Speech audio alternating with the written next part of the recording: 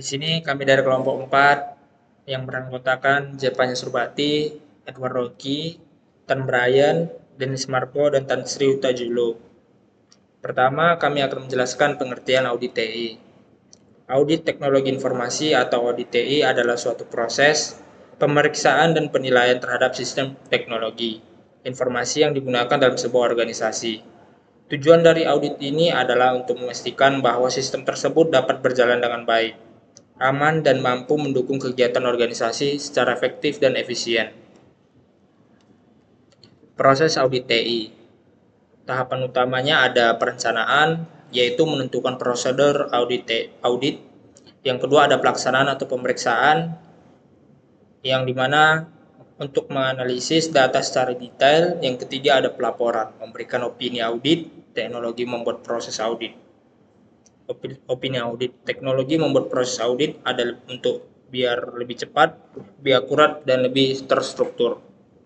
Nah, di audit ini juga memiliki beberapa kualitas, yang dimana kualitas audit dihasilkan sangat bergantung pada rangkaian prosedur yang sistematis. Yang pertama itu ada tahapan terintegrasi. Pelaksanaan audit untuk menghasilkan laporan berkualitas dimulai dari tahap perencanaan hingga pelaporan audit. Yang kedua ada perencanaan prosedur. Penggunaan teknologi membuat perencanaan lebih efektif sehingga pengujian berjalan sesuai rencana dan mencegah kegagalan audit akibat ketidaktepatan prosedur. Yang ketiga ada pemeriksaan detail, yaitu TABK, memungkinkan auditor melakukan pengujian secara komprehensif dan detail pada data elektronik. Yang terakhir ada penyampaian opini. Hasil akhir dari proses ini adalah pemberian opini terhadap kewajaran laporan keuangan yang dapat dipercaya oleh pemangku kepentingan. Alat dan teknik audit TI. Yang pertama itu software audit umum atau GAS. Contohnya ACL dan IDE yang digunakan untuk analisis data audit secara otomatis. Yang kedua itu aplikasi spreadsheet. Contohnya Microsoft Excel dan Lotus 123 yang digunakan untuk membantu pengolahan dan analisis data sederhana. Ketiga itu sistem manajemen database atau DBMS. Contohnya SQL dan Oracle yang digunakan untuk mengelola dan menelusuri data dalam jumlah besar dan memproses data secara elektronik untuk meningkatkan akurasi audit. Yang keempat itu e-audit dan e-commerce yang mempermudah audit transaksi digital secara cepat dan efisien. COVID-19 pada panduan framework global untuk memastikan teknologi informasi TI dan sebagai perusahaan benar mendukung tujuan bisnis, bukan sekadar teknik. Ada 4 pilar utama dalam tata kelola ini, yaitu pemisahan tata kelola manajemen, pemisahan TI dengan strategi bisnis, maksud saya. Fleksibel, bisa disesuaikan dengan organisasi, fokus pada penilaian dan manfaat, dan risiko dan sumber daya. Berikutnya adalah domain COVID. Jadi dibagi dalam beberapa domain utama yang demikian terjadi dalam kelola, yaitu IEDM yang mengawasi dan evaluasi fokus pada pengawasan pemimpinan. APO, perencanaan dan strategi fokus pada penyelesaian rencana bisnis TI dengan kebutuhan operasional. BAI, yang di penyimbangan sistem fokus pada pemilihan dan penataan solusi teknologi baru. Dan DSS, operasi dan layanan, yang fokus kepada penyimpanan layanan TI dan keamanan informasi.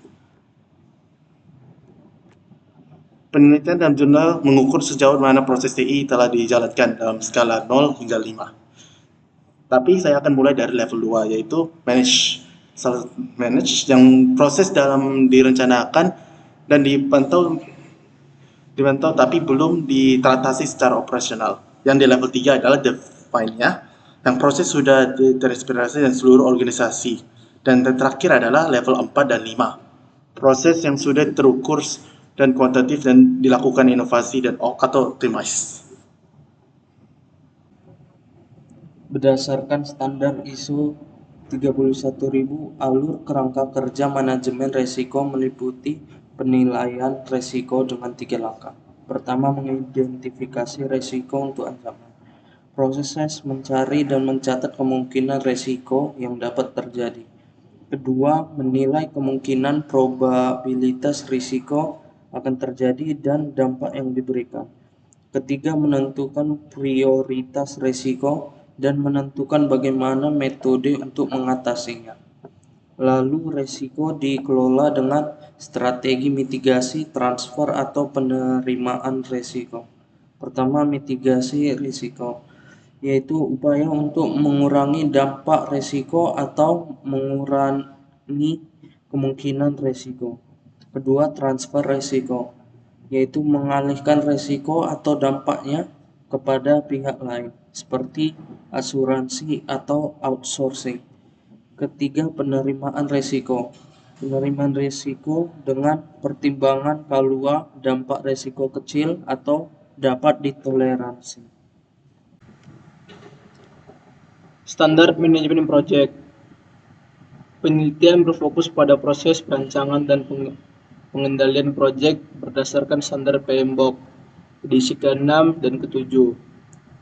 Dari hasil analisis dan validasi pakar, diperoleh bahwa terdapat 29 aktivitas dalam proses perancangan dan 16 aktivitas dalam proses pengendalian proyek. Aktivitas-aktivitas ini dianggap sudah mewakili proses yang seharusnya dilakukan dalam proyek pembangunan jalan tol. Selanjutnya, peneliti membandingkan kondisi yang ada di PT Jasa Marga dengan standar PMBOK untuk melihat apakah semua aktivitas tersebut sudah diterapkan. Kemudian, gap analisis. Hasil dari gap analisis ini menunjukkan bahwa ada beberapa aktivitas yang belum dilakukan oleh PT Jasa Marga. Dalam proses perencanaan, terdapat 12 aktivitas yang belum diterapkan. Sedangkan dalam proses pengendalian, terdapat 9 aktivitas yang belum dilakukan. Temuan ini telah divalidasi oleh para pakar dan disetujui sebagai kondisi yang benar terjadi di lapangan. Dengan demikian, penelitian ini menyimpulkan bahwa meskipun sebagian besar proses sudah berjalan dengan baik, masih ada beberapa kekurangan yang perlu diperbaiki agar sesuai dengan standar PMBOK.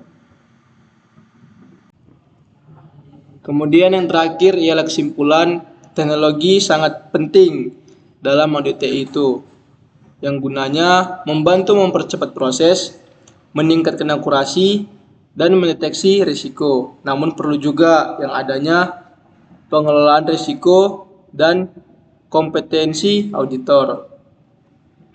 Sekian dari hasil kerja kelompok kami. Terima kasih.